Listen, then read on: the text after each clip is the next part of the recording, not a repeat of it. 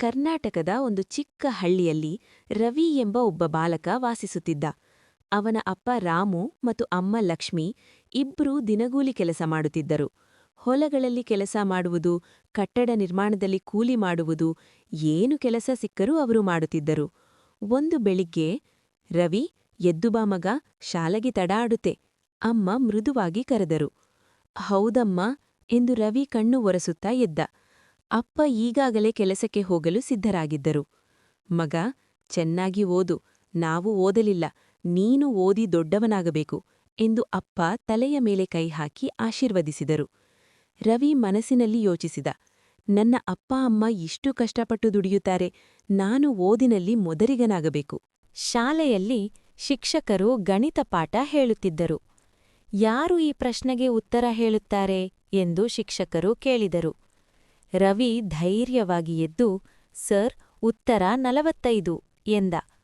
ತುಂಬ ಚೆನ್ನಾಗಿದೆ ರವಿ ಎಂದು ಶಿಕ್ಷಕರು ಮೆಚ್ಚುಗೆ ಹೇಳಿದರು.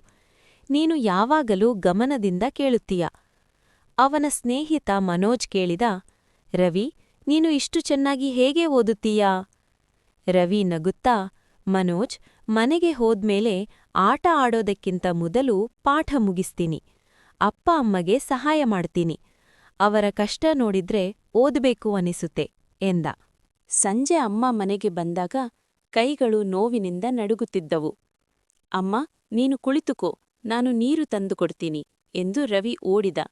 ಇಲ್ಲಪ್ಪ, ನೀನು ಓದು, ನಮ್ಮ ಬಗ್ಗೆ ಚಿಂತಿಸ್ಬೇಡ, ಅಮ್ಮ ಹೇಳಿದಳು.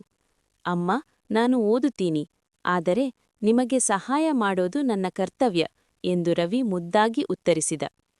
ಅಪ್ಪ ಮನೆಗೆ ಬಂದರು. ಇವತ್ತು ತುಂಬಾ ಕಷ್ಟದ ಕೆಲಸ ಸಿಕ್ಕಿತ್ತು ಎಂದರು ದಣಿದ ಧ್ವನಿಯಲ್ಲಿ. ರವಿಯವರ ಬಳಿ ಕುಳಿತು, ಅಪ್ಪ, ನಾನು ದೊಡ್ಡವನಾದ್ಮೇಲೆ ನಿಮಗೆ ಇಂತಹ ಕೆಲಸ ಮಾಡಿಸೋದಿಲ್ಲ ಎಂದ. ಅಪ್ಪ ಕಣ್ಣಲ್ಲಿ ನೀರು ತುಂಬಿತು. ನಿನ್ನ ಮಾತೇ ಸಾಕು ಮಗ ಎಂದರು. ಕೆಲವು ತಿಂಗಳುಗಳ ನಂತರ ಪರೀಕ್ಷೆ ನಡೆಯಿತು. ರವಿ ರಾತ್ರಿ ದೀಪದ ಬೆಳಕಿನಲ್ಲಿ ಕುಳಿತು ಓದುತ್ತಿದ್ದ.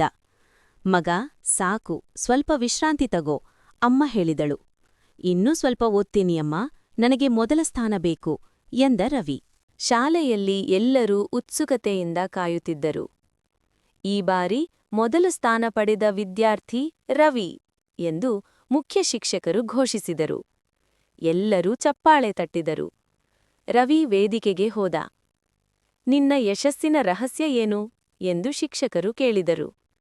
ರವಿ ನಿಧಾನವಾಗಿ ಹೇಳಿದ, ನನ್ನ ಅಪ್ಪ ಅಮ್ಮ ದಿನವೂ ಕೂಲಿ ಕೆಲಸ ಮಾಡುತ್ತಾರೆ. ಅವರ ಶ್ರಮ ವ್ಯರ್ಥವಾಗಬಾರದು. ಅದಕ್ಕಾಗಿಯೇ ನಾನು ಓದುತ್ತೇನೆ. ಆ ಮಾತು ಕೇಳಿ ಶಿಕ್ಷಕರ ಕಣ್ಣು ತುಂಬಿತು. ರವಿ ಓಡುತ್ತ ಮನೆಗೆ ಬಂದು, ಅಮ್ಮ, ಅಪ್ಪ, ನಾನು ಮೊದಲ ಸ್ಥಾನ ಪಡೆದಿದ್ದೇನೆ ಎಂದು ಕೂಗಿದ. ಅಮ್ಮ ಕೈಯಲ್ಲಿದ್ದ ಪಾತ್ರೆ ಇಳಿಸಿ, ನಿಜ್ವಾ ಮಗ ಎಂದು ಕೇಳಿದಳು. ಅಪ್ಪ ಹೆಮ್ಮೆಯಿಂದ, ನಮ್ಮಗ ದೊಡ್ಡವನಾಗ್ತಾನೆ ಎಂದರು. ಅವರು ಮೂವರೂ ಒಬ್ಬರನ್ನೊಬ್ಬರು ಅಪ್ಪಿಕೊಂಡರು. ಆ ಚಿಕ್ಕ ಮನೆ ಸಂತೋಷದಿಂದ ತುಂಬಿತು. ಮಕ್ಕಳೇ, ಈ ಕಥೆಯಿಂದ ನಮಗೆ ತಿಳಿಯುವುದೇನೆಂದರೆ, ತಾಯ್ತಂದೆಯರ ಶ್ರಮವನ್ನು ಗೌರವಿಸಿ ಪರಿಶ್ರಮದಿಂದ ಓದಿದರೆ ಜೀವನದಲ್ಲಿ ಯಶಸ್ಸು ಖಂಡಿತ ಸಿಗುತ್ತದೆ. ಶ್ರಮ ಪ್ಲಸ್ ಸಂಕಲ್ಪ = ಯಶಸ್ಸು. ಸ್ಟಾರ್.